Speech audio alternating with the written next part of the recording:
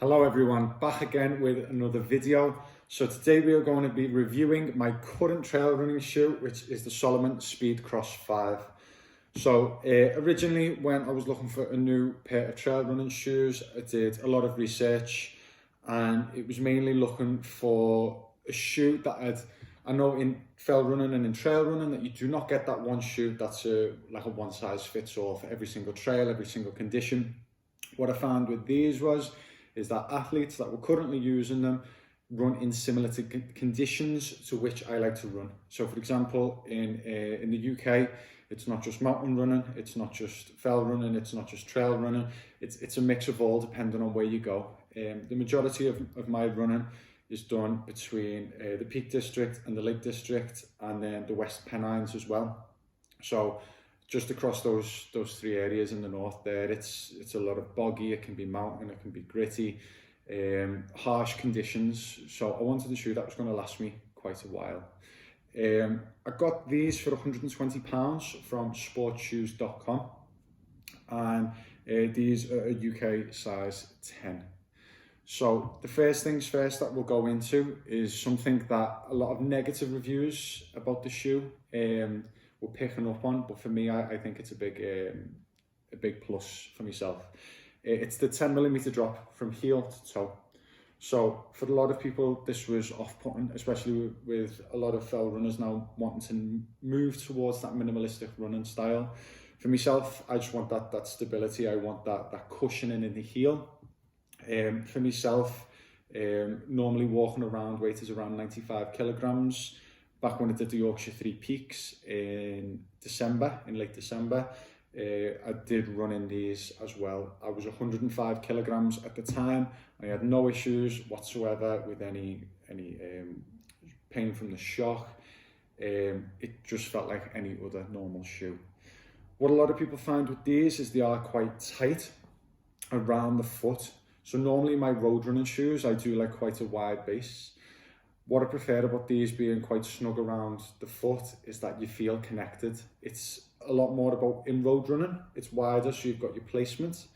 Whereas for these on the trails, it means you can be a lot more specific in where you're placing your foot, because it can just be a matter of inches between hammering your foot into a solid rock, hitting your foot, or getting that perfect stride and that perfect pattern downhill.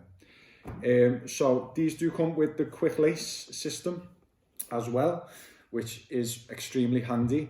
For me, I know in my past pair of trail running shoes, there was quite a few times where I'd have to stop halfway through, tie my lace, and if you've just been through a big puddle or you've just ran through a river and your feet and laces are soaking, you don't want to be sitting there pulling your shoes tighter with a wet lace. It is, if you've got gloves on in the colder weather as well, it's not something that you want to be having to faff about with, especially in the mountains. So the quick lace does add a lot. It was a big selling point in my eyes that turned me towards the shoe. So the lugs on the bottom of this shoe as well do add for extra grip.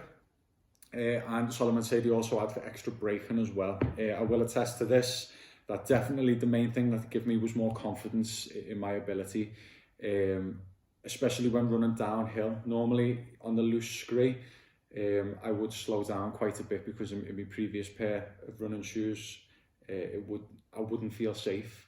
In these, I just feel connected and I feel like I can just commit and go down. And I think the main thing is have more fun with my training. It isn't such a big deal for me now anymore to go through challenging conditions.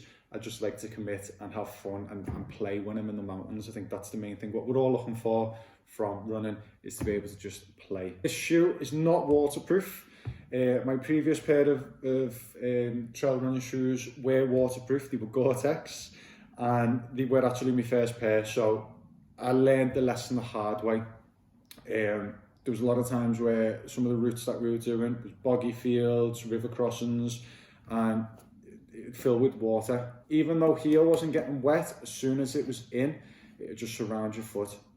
The issue was that on the inside, it'd lift the sole and the sole would become loose and it'd be moving about. With these, I do not have that problem. Because of the mesh, with how breathable it is, it doesn't let any grit in, but it lets all that water out. It's extremely breathable. what I find is that if I've run through a puddle or I've gone through a river crossing, a couple of strides out on the other side, 100% my foot's already, or there's no water in the shoe. You will be left with a wet sock, but that's part of the fun. It does just allow for that extra bit of stability when you come out. What I found again with my old running shoes was as soon as they were wet, there was no stability, you had to run slower. So if there's a puddle in the first mile of your run, it can ruin the entirety of your run. The terrain that these are made for is muddy and soft.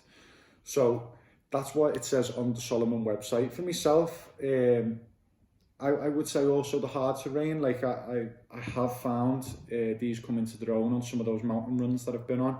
So where you're flying into jagged rocks, you're on loose scree, you're on big boulders. I feel like they grip just as well as they do in the mud or in some of the boggy sections, especially around in the Peak District, where there's a mix of all three terrains. You might have big slab boulders, and then you might go into normal dirt trails, and then it could be river crossings, and you know, a mix of the three. I think they really come into their own.